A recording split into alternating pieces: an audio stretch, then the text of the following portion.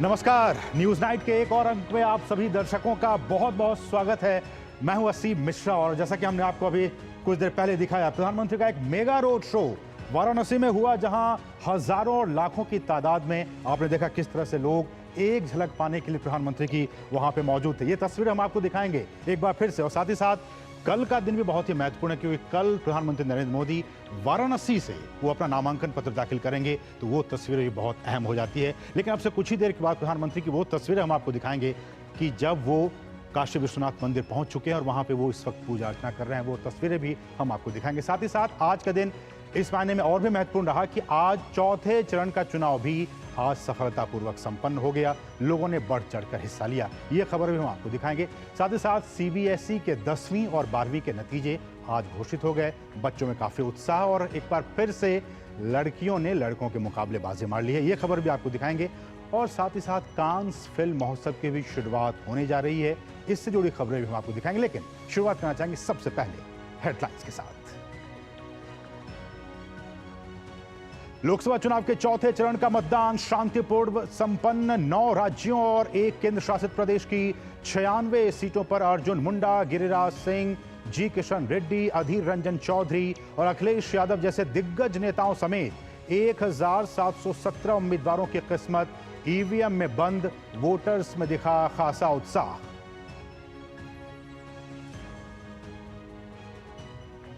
बाकी बचे चुनावी रण के लिए जोरदार प्रचार। पीएम ने वाराणसी में भव्य रोड शो से पहले बिहार के हाजीपुर, मुजफ्फरपुर और सारण में किया धुआंधार प्रचार। पाकिस्तान के परमाणु बम को लेकर कांग्रेस के हालिया बयान पर भी पीएम ने किया कटाक्ष। कहा, ये लोग इतने डरे हुए हैं कि इन लोगों को सपने में भी दिखाई देता है पाकिस्तान का एटम बम।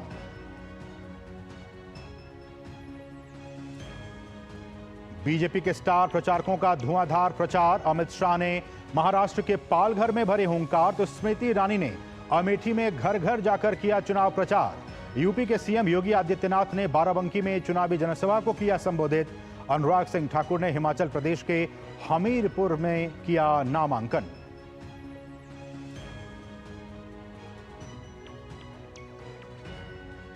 विपक्षी दलों ने भी अपने चुनाव प्रचार को दी धार। रायबरेली में राहुल गांधी ने जनसभा कर मांगा जनता से आशीर्वाद, तो प्रियंका गांधी ने भी घर घर जाकर किया प्रचार। उत्तर 24 परगना के बनगांव में ममता बनर्जी ने चुनावी सभा को किया संबोधित।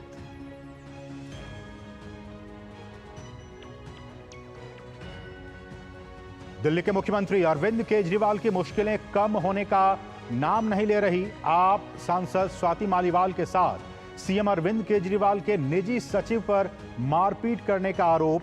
भाजपा ने कड़ी निंदा करते हुए कहा, आम आदमी पार्टी में सुरक्षित नहीं है नारी शक्ति। रोजगार पर ताजा रिपोर्ट का दावा। जन कल्याण की योजनाओं से हर साल 5 करोड़ 40 लाख रोजगार के अवसर हुए पैदा। प्रधानमंत्री मुद्रा योजना का सबसे अधिक सकारात्मक असर। भारत और ईरान के बीच चाबहार बंदरगाह को लेकर हुआ समझौता। केंद्रीय बंदरगाह, जहाजरानी और जलमार्ग मंत्री सर्बानंद सोनोवाल ने 10 साल के अनुबंध पर किए हस्ताक्षर। भारत को इसके जरिए अफगानिस्तान और सेंट्रल एशिया से व्यापार करने के लिए मिलेगा नया रूट। और सीबीएसई 12वीं और 10वीं के नतीजे हुए घोषित। लड़कियों ने फिर मारी बाजी। 12वीं में 91.52% लड़कियां और 85.12% लड़के हुए पास। वहीं 10वीं में कुल मिलाकर 93.60 उत्तीर्ण प्रतिशत दर्ज।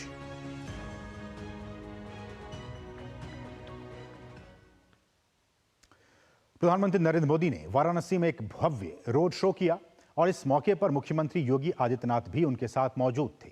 रोड शो के दौरान वाराणसी की सड़कों पर अपार जनसमूह उमड़ा। लोगों ने प्रधानमंत्री का फूलों की बारिश के साथ स्वागत किया। पीएम ने अपने रोड शो की शुरुआत लंका चौक से की।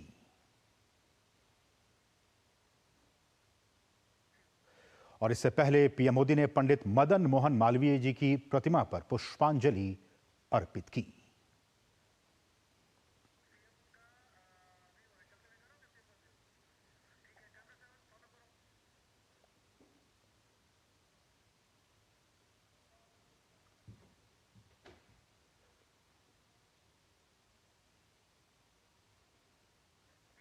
और प्रधानमंत्री के रैलीज की बात की जाए तो प्रधानमंत्री नरेंद्र मोदी ने सोमवार को यानी कि आज बिहार में तीन रैलियां की। जी हां, तीन रैलियां। एक हाजीपुर में, दूसरी रैली मुजफ्फरपुर में और तीसरी सारण में उन्होंने रैली की। और लोगों को संबोधित करते हुए प्रधानमंत्री ने भ्रष्टाचार, तुष्टीकरण और जंगल राज को लेकर कांग्रेस, आरजेडी और जो बाकी दल हैं विपक्ष, उन पर जोरदार प्रहार किया। इस रिपोर्ट को आइए देखते हैं। एनडीए के चुनाव प्रचार को और धार देते हुए प्रधानमंत्री नरेंद्र मोदी ने सोमवार को बिहार में जनसभाएं की। हाजीपुर, मुजफ्फरपुर और सारण की जनसभाओं में भारी जनसैलाब उमड़ा। पीएम ने कांग्रेस, राजद और इंडी गठबंधन पर खूब हमले किए। हाजीपुर की जनसभा में पीएम ने कहा कि कांग्रेस राजद ने तुष्टीकरण को अपना सबसे बड़ा राजनीतिक हथियार बना लिया है। परिवारवाद को लेकर भी पीएम ने इन दोनों दलों पर निशाना साधा। इन लोगों ने बिहार के लोगों को गरीब और अभाव में धकेल दिया, जंगल राज दिया। इन लोगों ने सबको बर्बाद किया और खुद अपने आलीशान महल खड़े कर दिए। प्रधानमंत्री ने मुजफ्फरपुर की जनसभा में कहा कि देश में एनडीए के पक्ष में आंधी चल रही है। पाकिस्तान के परमाणु बम को लेकर कांग्रेस के हालिया बयान पर भी पीएम ने कटाक्ष किया। पीएम ने कहा कि देश कांग्रेस जैसी डरपोक और कमजोर सरकार नहीं चाहता। ये कांग्रेस के नेताओं के, इंडी गठबंधन के नेताओं के कैसे कैसे बयान आ रहे हैं। कहते हैं कि पाकिस्तान ने चूड़ियां नहीं पहनी है। अरे भाई, पहना देंगे। अब उनको आटा भी चाहिए, उनके पास बिजली भी नहीं है। अब हमें मालूम नहीं है कि उनके पास चूड़ियां भी नहीं है। सारण में उमड़े जनसमूह को संबोधित करते हुए पीएम ने कहा कि आज दुनिया में भारत की साख भी है और धाक भी है। पीएम ने कहा कि मोदी ने अपने 10 साल में कांग्रेस के 60 साल से ज्यादा विकास करके दिखाया है। पीएम ने कहा कि इंडी गठबंधन वाले केंद्र में सरकार बनाने के मुंगेरी लाल के सपने देख रहे हैं। 5 साल में 5 प्रधानमंत्री होंगे तो इस देश का भला होगा क्या? भला होगा क्या? मुझे बताइए, भला होगा क्या? अरे, आपके स्कूल में बच्चा पढ़ता है ना, और अगर हर 2 महीने में टीचर बदल जाए तो आप जाकर के शिकायत करोगे कि भाई ये हर 2 महीने में टीचर बदल जाता है, मेरे बच्चे का क्या होगा? प्रधानमंत्री की जनसभाओं के दौरान जहां एक तरफ जनता का उत्साह देखते ही बन रहा था, वहीं कई दिल को छू लेने वाले लम्हे भी आए। सारण में पीएम से मिलकर कुछ लोग भावुक हो गए। सपना पूरा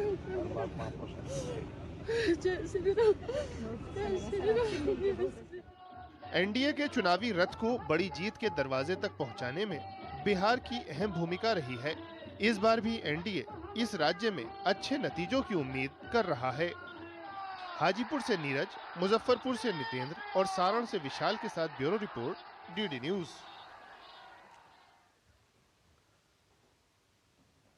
और प्रधानमंत्री नरेंद्र मोदी ने गुरुद्वारा तख्त श्री पटना साहिब जी में मत्था टेका। पीएम वहां अरदास में शामिल हुए और कीर्तन भी सुना।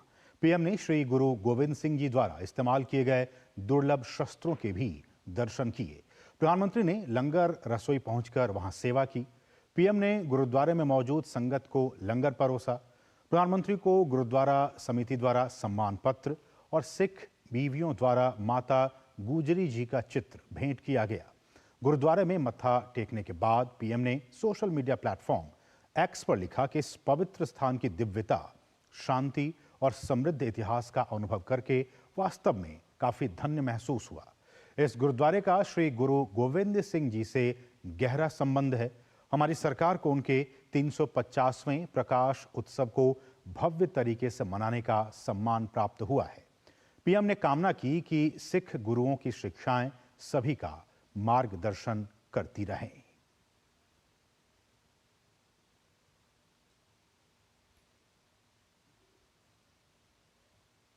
तो प्रधानमंत्री ने गुरुद्वारा पटना साहिब में माथा टेका। इस दौरान उन्होंने सेवा की और ये वहीं की तस्वीरें, बहुत ही महत्वपूर्ण ये तस्वीरें। जब प्रधानमंत्री पटना स्थित गुरुद्वारा पटना साहिब पहुंचे और उन्होंने, आप देख सकते हैं इन तस्वीरों में किस तरह से जो वहां संगत पहुंचे हुए हैं।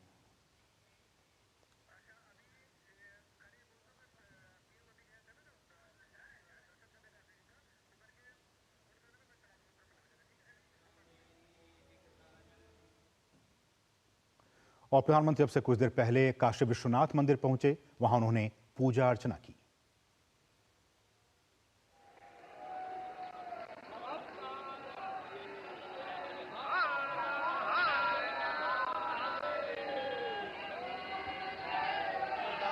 पुनातो पुंडरीकाक्ष पुनातो पुंडरीकाक्ष पुनातो स्वस्ति न इंद्रो वृद्धचरावाः स्वस्ति नः पूषा विश्ववेदाः स्वस्ति नस्तार्क्ष्यो अरिष्टानेमिः स्वस्ति नो बृहस्पतिर्दधातु स्वस्ति स्वया विनाशाख्या पुण्यकल्याण वृद्धिदा विनायक प्रिया नित्यं त्वं च शक्ति ब्रुवन्तु नाद्यौः शान्तिरन्तरिक्षं शान्तिः पृथिवी शान्तिरापः शान्तिरोषधयः शान्तिः वनस्पतयः शान्तिर्विश्वे देवाः शान्तिर्ब्रह्म शान्तिः सर्वगो शान्तिः शान्तिरेव शान्तिः सामा शान्तिरेधि यतो यतः समीहसे ततो नो अभयं कुरु सन्ना कुरु प्रजाभ्यो भयन्नः पशुभ्यः सुख शान्तिर्भवतु। श्रीमन्महागणाधिपतये नमः। संकल्पः। ओम विष्णुः श्रीमद्भगवतो महापुरुषस्य विष्णुराज्ञया प्रवर्तमानस्य अद्य श्री ब्रह्मणोऽह्नि द्वितीयपरार्धे विष्णुपदे श्री श्वेतवाराह कल्पे वैवस्वतमन्वन्तरे अष्टाविंशतिविमुक्तवाराणसी क्षेत्रे आनन्दवने महाश्मशाने गौरी मुखैरथ्याः पश्चिमे दिग्भागे श्री काशी विश्वेश्वर सांब सदाशिव सन्निधौ तत्रादौ निर्विघ्नता सिद्ध्यर्थं गणेशाम्बिकयोः ध्यानं स्मरणं च करिष्ये। ओम महागणानां त्वा गणपतिगो हवामहे प्रियाणां त्वा प्रियपतिगो हवामहे निधीनां त्वा निधिपतिगो हवामहे। ओम नमस्ते रुद्रमन्यवहुतो दैघवे नमः बाहुव्यामुदते नमः जाते रुद्रजिवातनो रघोरा पापकाशिनी तया न तनुमा सन्तमया गिरिसन्ताभिजाकसीः जाभिघुं गिरिसन्तहस्ते विभगतरुण उत वरोः सुमङ्गलः जय जय नको रुद्रा अभितो दीक्षिताः सहस्रतो वैखा गुहेडै महे असौ जो पशुपति नीलचते गुदे यशल्यानामुखा शिवो नः सुमना भव नमस्त आयुधाय नातताय दृष्टवे उभाभ्यामुदते नमो बाहुभ्यानो हरे गुरीरिकः मानो वीरान् रुद्रभाविनो बधीर्यः विद्वन्तः सदविद्वा हवे सायोपवेतिने पुष्टानां पतये नमो भुवन्ताय विष्कृताय खदीनां पतये नमो मन्त्रिणे वाणिजाय कक्षाणां पतये नमो नमः उच्चैर्घोषाय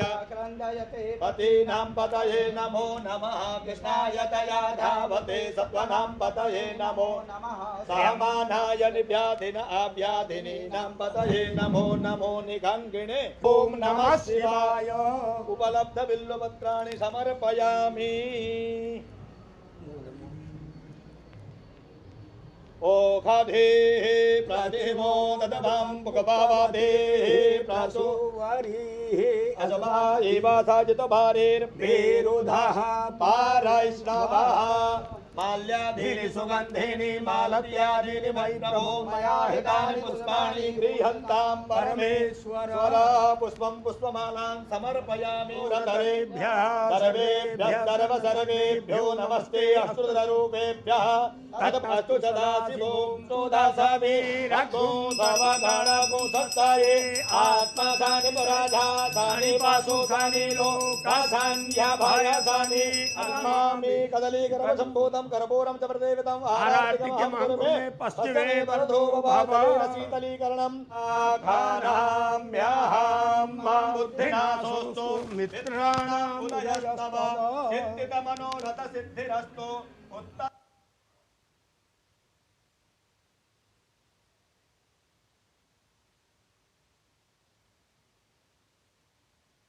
तो कप से कुछ देर पहले की ये तस्वीरें जहां प्रधानमंत्री नरेंद्र मोदी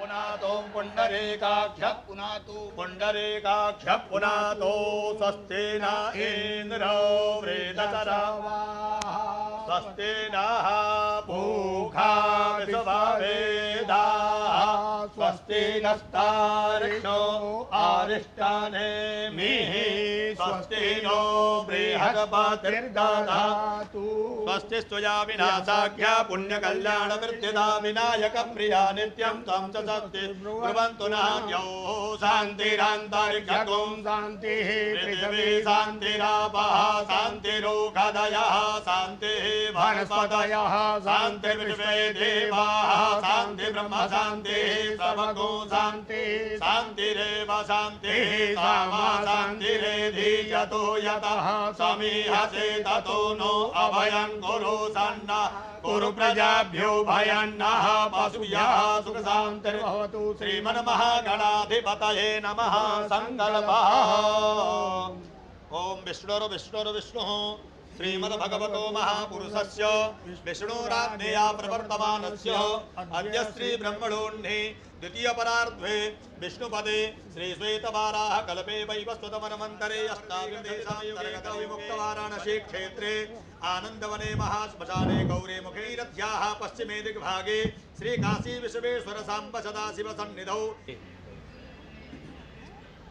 तत्रादो निर्विघ्नता सिद्ध्यर्थं गणेशाम्बिकयोः ध्यानं स्मरणं च करिष्ये ओम महागणानां त्वा गणपतिगो हवामहे प्रियाणां त्वा प्रियपतिगो हवामहे निधीनां त्वा निधिपतिगो हवामहे ओम नमस्ते रुद्रमन्यबहुतो दैघवे नमः बाहुव्यामुदते नमः जाते रुद्रदिवातनो रघोरा पापकाशिनी तया न तनुमा सन्तमया गिरिसन्ताभिजाकसीः जाभिघुं गिरिसन्तहस्ते विभगतरुण उतवरोः सुमङ्गलः जय जैन कोरुद्रा अवितो क्षिताः सहस्रतो वैखा गुहेडै महेशसौजो पशुपति नीलचषते गुदे यशल्यानामुखा शिवो नः सुमना भव नमस्त आयुधाय नातताय दृष्णवे उभाभ्यामुदते नमो बाहुभ्यानो हर्वे गुरीरिकः मानो वीरान् रुद्रभाविनो बधीर्यः विद्वन्तः सदविद्वा हवेशायोपवेतिने पुष्टानां पतये नमो भुवन्ताय भाविष्कृताय खदीनां पतये नमो मन्त्रिणे वाणिजाय कक्षाणां पतये नमो नम उच्चैर्घोषाय पतीनां पतये नमो नमः कृष्णाय दया धावते सत्त्वानां पतये नमो सामानाय निव्याधिन आव्याधिनीनां पतये नमो नमो निगङ्गिणे ॐ नमः शिवाय उपलब्ध बिल्वपत्राणि समर्पयामि ओखधेः प्रतिमो ददभं पुकपावधेः प्रसुवरीः असभा एव साजितभारेर्भेरुधः पारैष्णवः माल्याधीनि सुगन्धिनि मालत्यादीनि मयि प्रभो मया हितानि पुष्पाणि गृह्यन्तां परमेश्वर पुष्पं पुष्पमालां समर्पयामि रतरेभ्यः सर्वेभ्यः सर्वेभ्यो नमस्ते अस्तुतरूपेभ्यः तदस्तु सदाशिवो सोदासवीरगो सर्वगणगो सत्तये आत्मसानि पराधासानि पाशोसानि लोकासान्यभयसानि अस्मामि कदलीगर्भसम्भूतं धूपम कर्पूरम च प्रदेवतम आराधिकमहं कुरुमे पश्चिमे वरदो भव।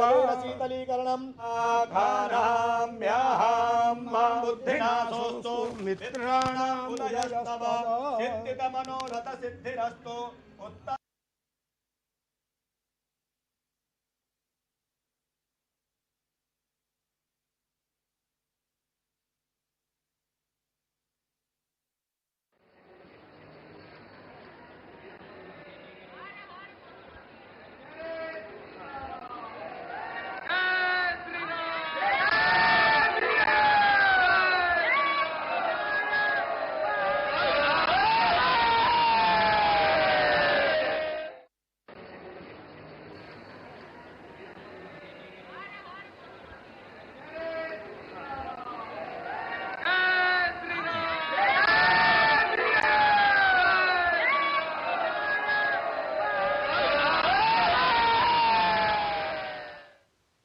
तो आपने ये बहुत ही महत्वपूर्ण तस्वीरें देखी वाराणसी से, जहां प्रधानमंत्री नरेंद्र मोदी काशी विश्वनाथ मंदिर में वो पूजा अर्चना कर रहे थे। वैदिक मंत्रोच्चार के बीच उनके साथ यूपी के सीएम भी उस वक्त मौजूद थे। बढ़ेंगे आगे, रुकेंगे बहुत ही छोटे से ब्रेक के लिए। आप देखते रहिए डीडी न्यूज। जीरा से प्यास बुझाए, डाइजेशन के लिए मस्त, शरीर में नमक पानी का बैलेंस बनाए।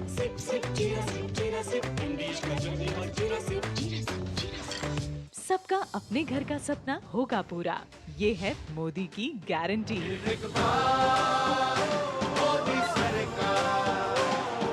काफी टैलेंटेड है आपकी बेटी।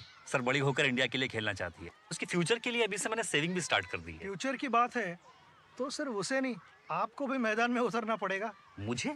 इनका मतलब है म्यूचुअल फंड्स के मैदान में। सिर्फ सेविंग्स नहीं, हर महीने म्यूचुअल फंड्स में भी इन्वेस्ट कीजिए। वरना आपकी बेटी तो बड़ी होगी, पर उसके लिए सेव किए हुए पैसे शायद उतने ही रह जाएंगे।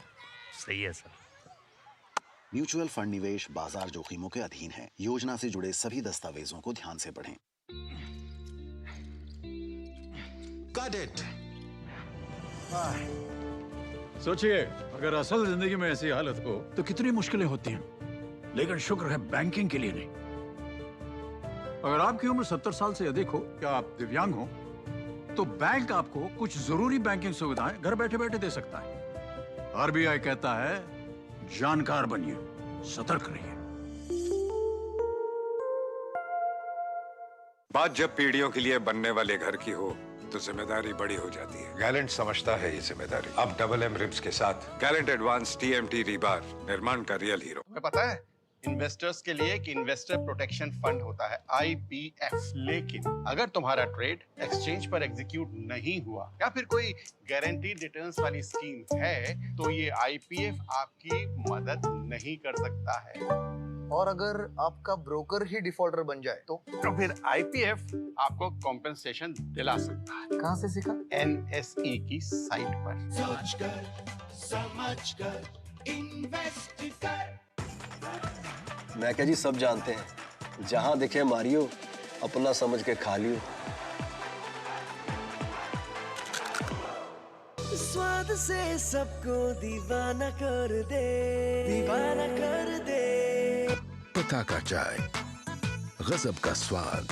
MDH का किचन किंग किचन में हो तो हम सब कुछ बना सकते हैं। बैंगन का भरता, आलू गोभी, भिंडी मसाला और भी बहुत कुछ।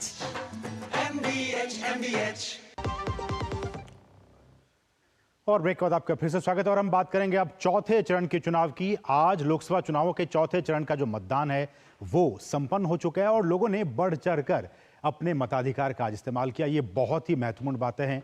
और साथ ही साथ इस चौथे चरण में 9 राज्यों और 1 केंद्र शासित प्रदेश की जो कुल 96 सीटें हैं उन पर आज वोट डाले गए। और इसी के साथ ही 1717 उम्मीदवारों की जो सियासी तकदीर है वो ईवीएम में बंद हो गई। और चौथे चरण में जो रिपोर्ट्स अब तक आई है वो शाम 5 बजे तक 62% से अधिक मतदान दर्ज किया गया है। आइए इस रिपोर्ट को देखते हैं।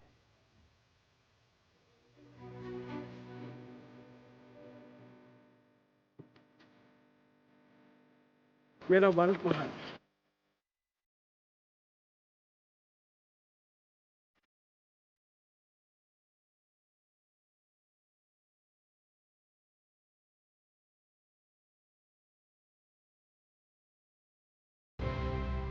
उत्तर से दक्षिण तक और पूरब से पश्चिम तक देश के हर हिस्से में लोकतंत्र के महापर्व को लेकर गजब का उत्साह देखने को मिला।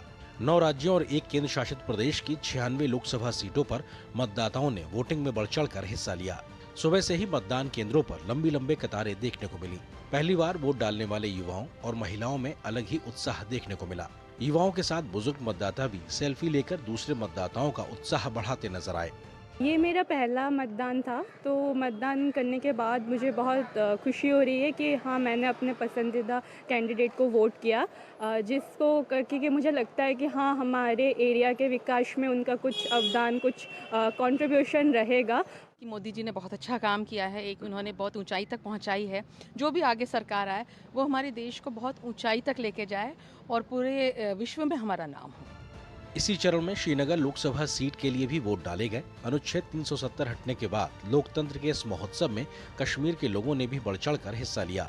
श्रीनगर और इसके बाहरी इलाकों के अलावा पुलवामा के ज्यादातर मतदान केंद्रों पर लोगों की भारी भीड़ देखने को मिली। युवाओं के साथ साथ लोकतंत्र के इस महापर्व में कश्मीरी महिलाओं ने भी बड़ी संख्या में हिस्सा लिया। अभी जिंदगी में कोई वोट नहीं डाला है, पहली बारी मैं वोट डाल रहा हूँ बिकॉज ऑफ 370। हाँ, अपनी खुशी से वोट डाल रहे, क्योंकि हक बनता है मैडम, वोट डालना तो हक बनता है मैडम, क्योंकि इससे तो हमारा आने वाला फ्यूचर तो इससे ठीक हो जाएगा। देश भर में मतदान केंद्रों पर चुनाव के अलग अलग रंग भी देखने को मिले। झारखंड के लोहरदग्गा में सरहुल थीम पर आधारित थीमेटिक बूथ पर खूबसूरत नजारा देखने को मिला। उत्तर प्रदेश के बहराइच में दिव्यांग मतदाताओं के लिए विशेष व्यवस्था नजर आई। तो ओडिशा के ब्रह्मपुर में इको फ्रेंडली बूथ में डॉक्टरों, दवाइयों से लेकर सभी तरह के इंतजाम दिखाई दिए। मतदाताओं को प्रोत्साहित करने के लिए इंदौर में सुबह 7 से 9 बजे के बीच मतदान करने वालों को 56 दुकान संघ की ओर से फ्री में पोहा, जलेबी और आइसक्रीम भी बांटी गई।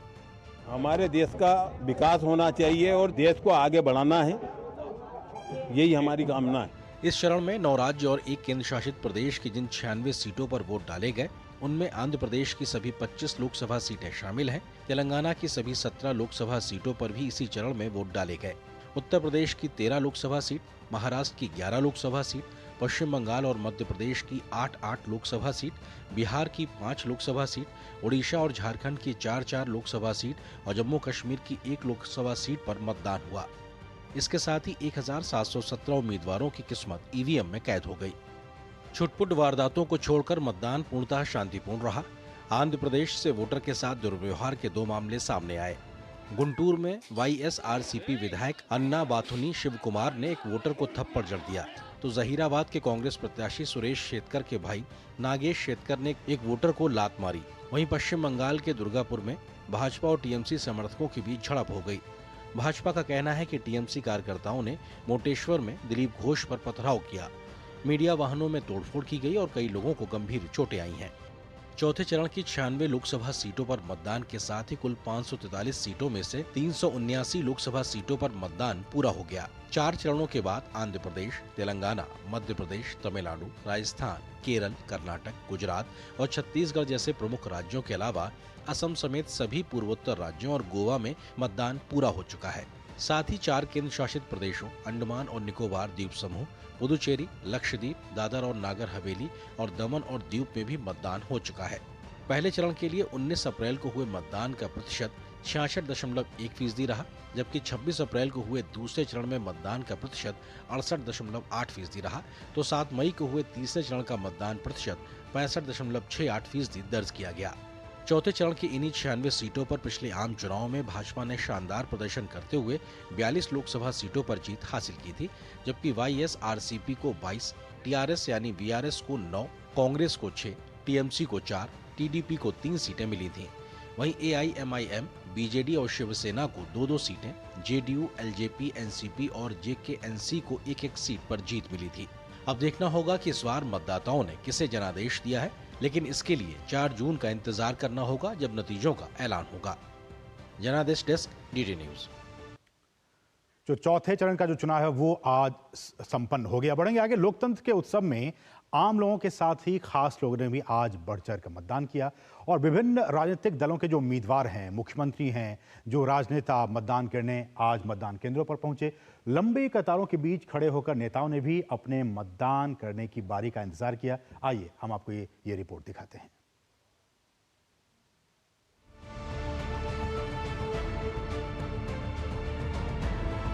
7 चरणों में हो रहे लोकसभा चुनाव के लिए चौथे चरण के मतदान में आम लोगों के साथ साथ दिग्गजों ने भी वोट डाली।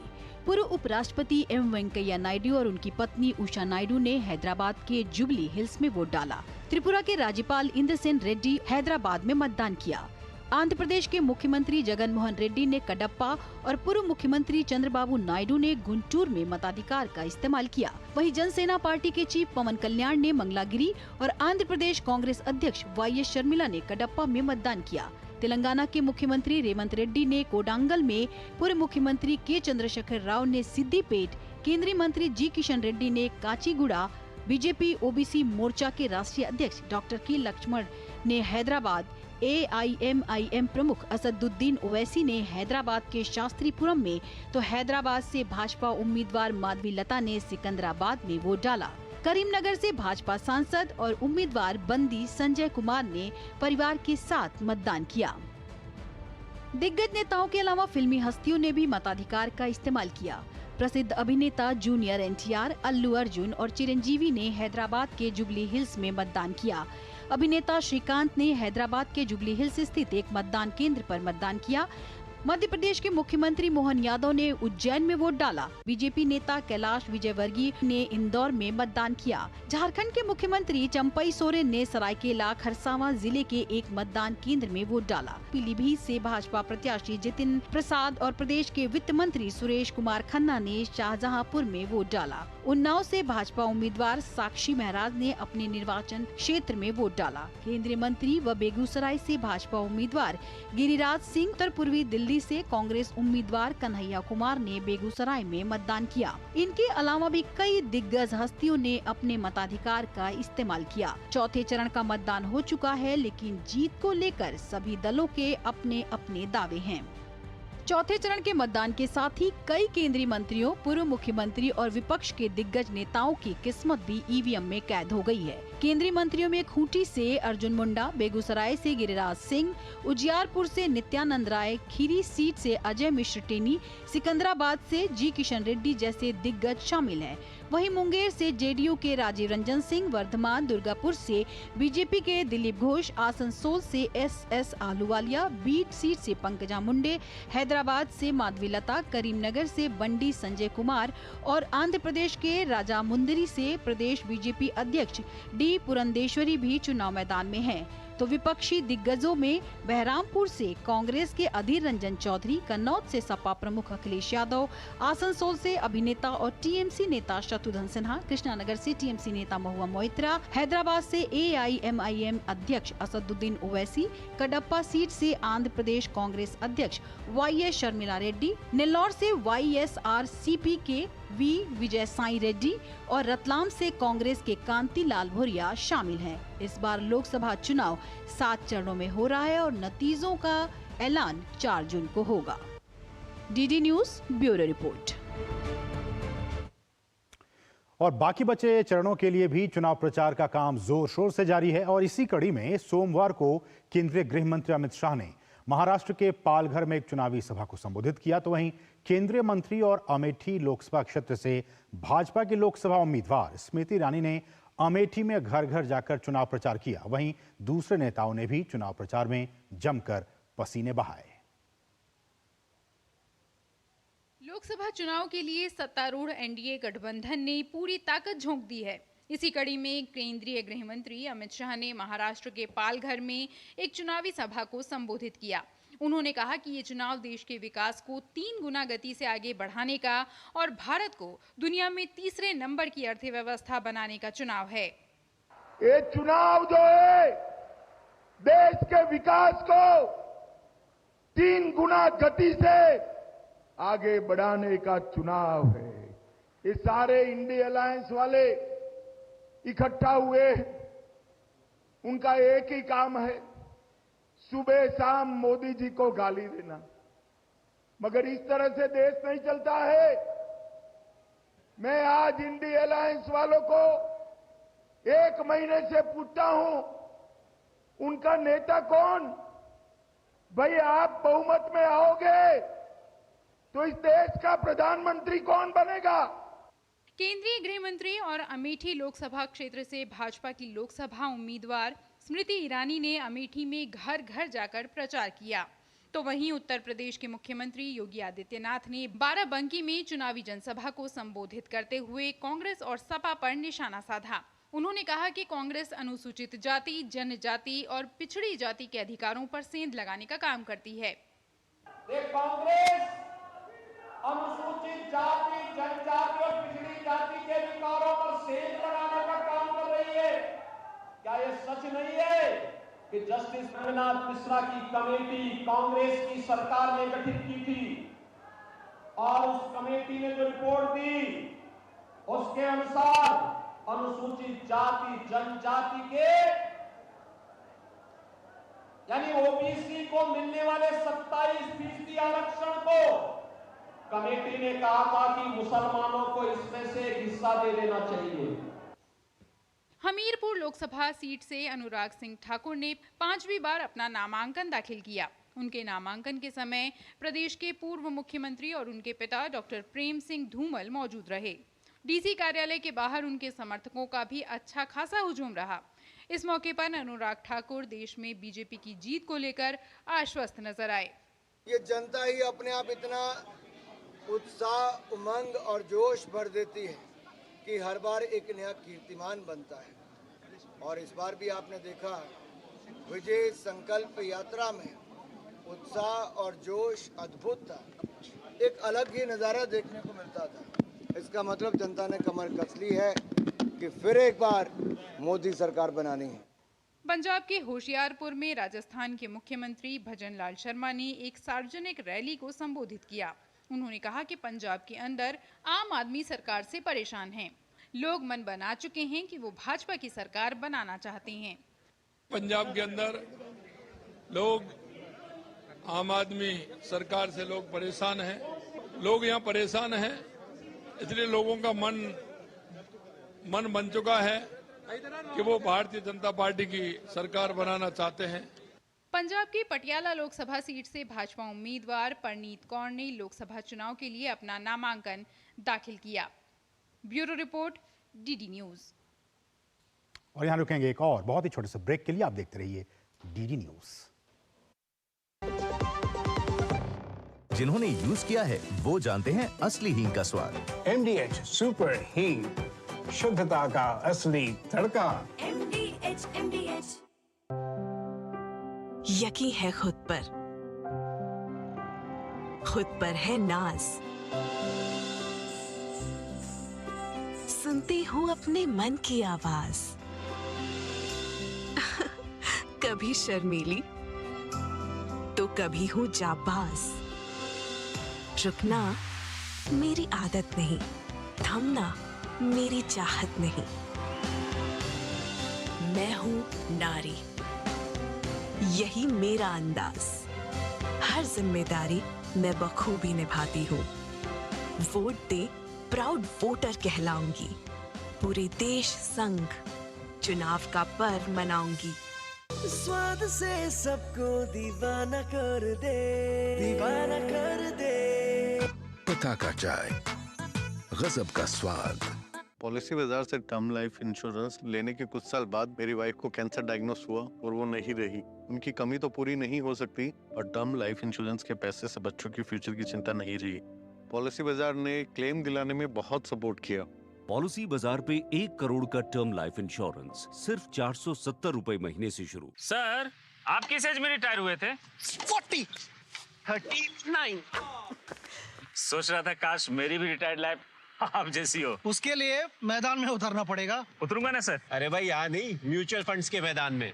Mutual funds? हर महीने इन्वेस्ट करो, फ्यूचर की तैयारी करो। करोड़ों लोग इन्वेस्ट कर रहे हैं और देश के साथ आगे बढ़ रहे हैं। सही है सर। तो आ जाओ मैदान में। म्यूचुअल फंड निवेश बाजार जोखिमों के अधीन है। योजना से जुड़े सभी दस्तावेजों को ध्यान से पढ़ें। किसानों को जारी रहेगी 6,000 रुपए की सम्मान निधि। यह है मोदी की गारंटी। अब तक टेस्टी राजमा बनाना नहीं आया। बिना MDH राजमा मसाला के टेस्टी राजमा कैसे बनेगा? MDH राजमा मसाला। क्या स्वादिष्ट राजमा बनाए। और और ब्रेक के बाद आपका फिर से स्वागत है। वहीं विपक्षी इंडी गठबंधन के नेताओं की बात की जाए तो उनकी तरफ से भी चुनाव प्रचार जारी है। एक तरफ जहां रायबरेली में राहुल गांधी ने चुनाव प्रचार किया तो वहीं पश्चिम बंगाल के उत्तर 24 परगना के बनगांव में मुख्यमंत्री ममता बनर्जी ने चुनावी सभा को संबोधित किया। लोकसभा चुनाव के 5वें और अन्य चरणों के लिए चुनाव प्रचार जोरों पर है। इसी कड़ी में रायबरेली में राहुल गांधी का चुनाव प्रचार अब जोर पकड़ने लगा है। कांग्रेस महासचिव प्रियंका गांधी वाड्रा ने आज रायबरेली में घर घर जाकर लोगों से मुलाकात की और राहुल गांधी के लिए वोट करने की अपील की। वहीं कांग्रेस नेता और रायबरेली लोकसभा सीट से उम्मीदवार राहुल गांधी ने जनसभा को संबोधित करते हुए कहा कि रायबरेली उनकी कर्मभूमि है, इसलिए वे चुनाव लड़ने आए हैं। इस दौरान उन्होंने बीजेपी पर जमकर हमला बोला। मेरी दो माता थी, एक सोनिया जी और दूसरी इंदिरा गांधी जी। मेरी दोनों माताओं की ये कर्मभूमि है और इसीलिए मैं यहां रायबरेली से चुनाव लड़ने आया हूं। पश्चिम बंगाल के उत्तर 24 परगना के बनगांव में मुख्यमंत्री ममता बनर्जी ने चुनावी सभा को संबोधित किया। उन्होंने एनआरसी को लेकर केंद्र पर निशाना साधा तो वहीं हिमाचल प्रदेश के मंडी लोकसभा क्षेत्र से कांग्रेस उम्मीदवार विक्रमादित्य सिंह ने कहा कि वह धरातल से जुड़े हुए हैं और जनता उनके साथ है। मुश्किल समय का पारिवारिक सदस्य और आने वाले समय में भी हम लोगों के साथ खड़े रहे। हम धरातल पे जुड़े हुए हैं और जनता हमारे साथ है और निर्णायक तरीके से जो हमने अपना विजन लोगों के सामने रखा है उस विजन की जीत होगी। बिहार के पाटलिपुत्र लोकसभा से राजद उम्मीदवार मीसा भारती ने अपना नामांकन दाखिल किया। इस मौके पर बिहार के पूर्व मुख्यमंत्री और राजद प्रमुख लालू प्रसाद यादव भी मौजूद रहे। Bureau report, DD news. और अब बात स्वाति मालीवाल की। देखिए, सोमवार को यानी कि आज आम आदमी पार्टी के वरिष्ठ नेता और राज्यसभा के सांसद स्वाति मालीवाल ने जो सीएम है दिल्ली के अरविंद केजरीवाल, उनके निजी सचिव विभव कुमार पर मारपीट करने का आरोप लगाकर सनसनी फैला दी और इस घटना को भाजपा नेताओं ने शर्मसार करने वाली घटना करार देते हुए अरविंद केजरीवाल पर, दिल्ली के सीएम पर जमकर निशाना साधा। इस रिपोर्ट को आइए देखते हैं। दिल्ली के मुख्यमंत्री अरविंद केजरीवाल की मुश्किलें कम होने का नाम ही नहीं ले रही हैं। आप की वरिष्ठ नेता और राज्यसभा सांसद स्वाति मालीवाल ने सीएम अरविंद केजरीवाल के निजी सचिव विभव कुमार पर मारपीट करने का आरोप लगाकर सनसनी फैला दी। पुलिस के मुताबिक सीएम हाउस के भीतर से दिल्ली पुलिस को पीसीआर कॉल की गई। कॉल करने वाले ने खुद को स्वाति मालीवाल बताया। इस घटना को भाजपा नेताओं ने शर्मसार करने वाली घटना करार देते हुए अरविंद केजरीवाल पर जमकर निशाना साधा और कहा कि आम आदमी पार्टी में नारी शक्ति सुरक्षित नहीं है। देखिए, बहुत स्पष्ट दिखता है कि नारी शक्ति आम आदमी पार्टी में सुरक्षित नहीं। अगर डीसीएम की, दिल्ली कमीशन फॉर वुमेन की, अगर पूर्व अध्यक्ष अगर उसमें और राज्यसभा की सांसद वो सुरक्षित नहीं मुख्यमंत्री के घर में, तो प्रश्न ये उठता है, पिटाई परिवार ने करवाई या पार्टी ने, पीए ने की कि किसी और ने की? अब ये सवाल खड़ा होता है। कुछ लोग परिवार के भी अब राजनीति में आते आगे दिखते हैं, तो क्या है तनाव ये बढ़ता जाएगा जब वापस अरविंद केजरीवाल जी 2 तारीख को जेल वापस जाएंगे। मुख्यमंत्री अरविंद केजरीवाल जी की मौजूदगी में उनके उकसाने पर उनके ओएसडी ने स्वाति मालीवाल जी पर हाथ उठाया है, उनके साथ दुर्व्यवहार करा है, अभद्र व्यवहार करा है। अगर ये सच है तो भाजपा इसकी कड़ी निंदा करती है। ये शर्मसार करने वाली बात है और इसमें जवाबदेही बनती है माननीय मुख्यमंत्री अरविंद केजरीवाल जी की। किसी मुख्यमंत्री के घर में एक महिला राज्यसभा सांसद के ऊपर हिंसा और अत्याचार होने की ऐसी कोई घटना इस देश में पहले कभी नहीं हुई है। विभव ने स्वाति मालीवाल को मारा है, पिटाई की है स्वाति मालीवाल की, और इतनी हद तक बात पहुंच गई कि स्वाति मालीवाल को पुलिस बुलानी पड़ी, मुख्यमंत्री के घर के अंदर से फोन करना पड़ा। तो ये बहुत बड़ा अपराध है। पुलिस के मुताबिक सुबह करीब 9:30 बजे पुलिस स्टेशन सिविल लाइंस में एक पीसीआर कॉल प्राप्त हुई, जिसमें एक महिला ने कहा कि उसके साथ सीएम हाउस में मारपीट की गई है। कुछ देर बाद सांसद madam police station civil lines आ गईं, लेकिन बाद में शिकायत देने की बात कहकर चली गईं। सुबह 9:34 बजे के आसपास एक पीसीआर कॉल आई थी, जिसमें लेडी कॉलर ने कहा था कि उनके साथ सीएम हाउस के अंदर मारपिटाई हुई है। इसके बाद लोकल पुलिस ने इस कॉल पर रेस्पॉन्ड किया। कुछ देर बाद एमपी मैडम स्वाति मालीवाल जी पुलिस स्टेशन सिविल लाइंस आई जहां से वो बिना कंप्लेंट दिए चली गई। ऐसा नहीं है कि इस तरह का मामला पहली बार सामने आया है। इस मामले पर भाजपा नेता शाजिया इल्मी ने पुरानी घटना की याद दिलाते हुए बताया कि पूर्व मुख्य सचिव अंशु प्रकाश के साथ भी मुख्यमंत्री निवास में मारपीट हुई थी। विभाग का काम ही यही है कि लोगों को परेशान करे, बदतमीजी करे, उनको जलील करे। मैं जानती हूँ कि मैं खुद भुगती हूँ। निहायत ही बदतमीज किस्म का वो आदमी है, बदमाश किस्म का, और कुछ भी संभव है इस पार्टी में।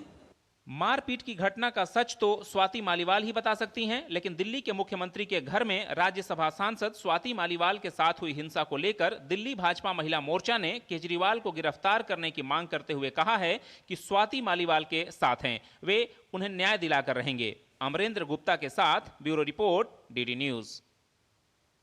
और अब खबर मुंबई से है। मुंबई के घाटकोपर इलाके में हाईवे किनारे एक बड़ी होर्डिंग गिर गई और इस हादसे में 3 लोगों की मौत हो गई और 36 से ज्यादा लोग घायल हो गए। आप इन तस्वीरों में देख सकते हैं। एनडीआरएफ के मुताबिक 67 लोगों को रेस्क्यू किया गया है। मुंबई में आज अचानक से ही मौसम का मिजाज बदल गया और आसमान में घने बादल छाने के बाद धूल भरी आंधी और बारिश शुरू हो गई। मौसम विभाग की तरफ से मुंबई में आज आंधी तूफान और बारिश का अलर्ट जारी किया गया था। मुंबई पुलिस, नगर निगम, आपदा प्रबंधन जैसे विभाग समन्वय कर रहे हैं और फंसे हुए लोगों को निकालने के लिए युद्ध स्तर पर प्रयास किए जा रहे हैं। इस बीच मुख्यमंत्री एकनाथ शिंदे ने मुंबई के घाटकोपर उपनगर में हुए होर्डिंग हादसे का घटनास्थल पर जाकर निरीक्षण किया। इस दौरान उन्होंने घटनास्थल पर चल रहे राहत कार्यों का जायजा लिया। साथ ही मुंबई नगर निगम के अधिकारियों को कुछ जरूरी निर्देश भी दिए। उन्होंने बताया कि इस बार जो हादसा हुआ है वो बहुत दुर्भाग्यपूर्ण है और इसकी जांच कर दोषियों के खिलाफ कार्रवाई की जाएगी। शिंदे ने घोषणा की कि मृतकों के परिजनों को सरकार की ओर से 5-5 लाख रुपए की सहायता दी जाएगी। उन्होंने ये भी स्पष्ट किया कि इस हादसे में घायलों का इलाज सरकारी खर्चे पर किया जाएगा। और यहां रुकेंगे एक और छोटे से ब्रेक के लिए। आप देखते रहिए डीडी न्यूज।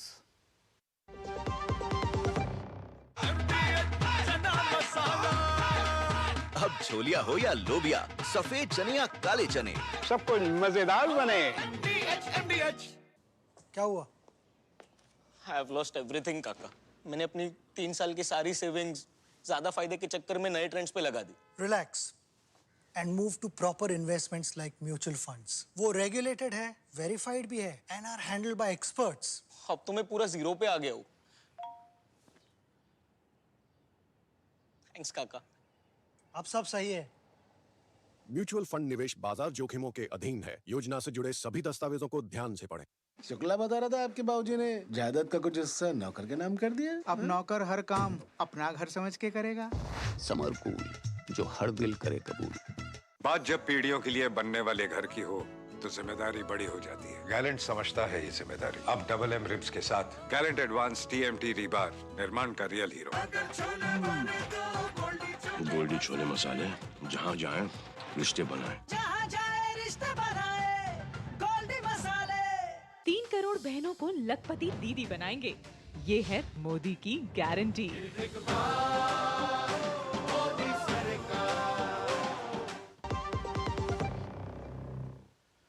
ब्रेक के बाद आपका फिर से स्वागत है। अपनी विशाल और विविधता भरी अर्थव्यवस्था के कारण भारत ने बीते कुछ वर्षों के दौरान रोजगार के अवसरों के मामले में बहुआयामी बदलाव आते देखा है।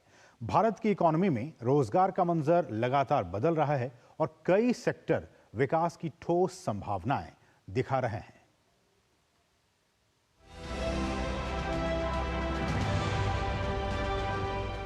भारत में असंगठित क्षेत्र में रोजगार के बारे में कोई भी रिपोर्ट रोजगार की स्थिति के बारे में नहीं बताती है। ऐसे में भारत के एक निजी संगठन स्कॉच ग्रुप ने असंगठित क्षेत्र में रोजगार के विषय में एक रिपोर्ट रिलीज की है जो रोजगार की स्थिति को बयां करती है। इन्हीं संभावनाओं को और पुख्ता स्कॉच ग्रुप के चेयरमैन समीर कोचर ने एक नई रिपोर्ट मोदीनॉमिक्स के माध्यम से किया है, जिसमें उन्होंने प्रधानमंत्री मोदी के 2014 से 2024 तक के कार्यकाल में हुए सुधारों की चर्चा की है। इस श्रृंखला की ये 5वीं रिपोर्ट रिलीज हो चुकी है, जिसमें पीएम मोदी के सीएम से पीएम बनने तक के सफर की कहानी बयां की गई है। 51 करोड़ पर्सन ईयर्स की एम्प्लॉयमेंट जनरेट हुई है।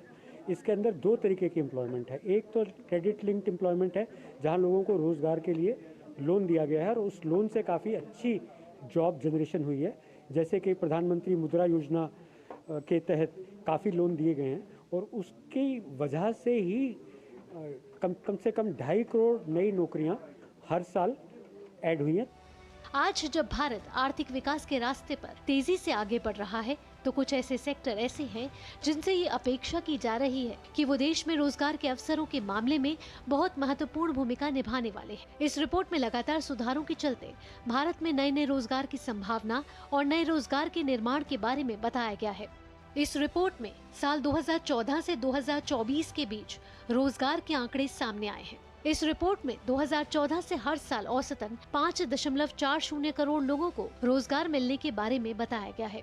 इसके साथ ही 10 सालों में 51.40 करोड़ लोगों को रोजगार मिला है। रिपोर्ट के अनुसार क्रेडिट लिंक्ड रोजगार और सरकारी योजनाओं की पहल से 2014 के बाद से रोजगार में उल्लेखनीय वृद्धि देखने को मिली है। 10 सालों में प्रधानमंत्री मुद्रा योजना के जरिए 2.52 करोड़ लोगों को रोजगार मिला है।